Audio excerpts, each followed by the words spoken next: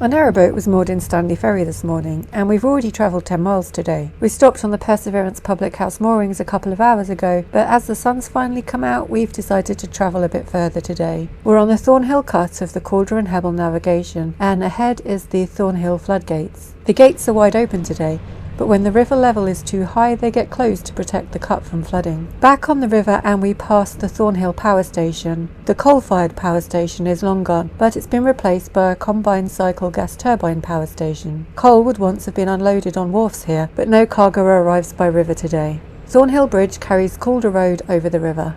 This is quite an industrial area, but the greenery shields most of it from the river, making this a really pleasant cruise. The sun's quite low in the sky, and we're struggling to see the landing at Greenwood Lock. When we can finally see it, we realise that it's very short. Michael manages to drop me off, and then he floats in the river while I scramble to get the gates open. There's a big log wedged behind one of the gates, so it's not an easy task. Officially, the maximum length of boat that can use this navigation is 57 feet and 6 inches, but many of the locks are much longer than that. We travel on Greenwood Cut for about half a mile, and then we reach the Greenwood floodgates. The navigation widens as we rejoin the river above the weir, and this area seems to be very popular with the waterfowl. It's only a very short distance round this sweeping bend in the river to the Shepley Bridge Lock, and another very short lock landing. This one is occupied by 2 boys fishing. I take on lock keeping duties, and I find yet another log blocking the gates here. Once we've got the boat raised in the lock, we can continue along this cut past Shepley Bridge Marina and a lot of moored boats. The sun is going down fast, and as we're travelling west, we're really struggling to see what's in front of us. At the end of the cut is Murfield Marina, and then the Leghard floodgates. Frustratingly, we find these gates shut, even though the river isn't in flood. It takes ages for the water to equalise, and we have a bit of a struggle to get the gates open. When we're finally back on the river, we pass these old stanchions that once supported a railway bridge. By the time we reach Battyeford Lock, we realise that we're losing light, and when we spot a visitor mooring above the lock, we decide to make this the last lock of the day and moor up for the night.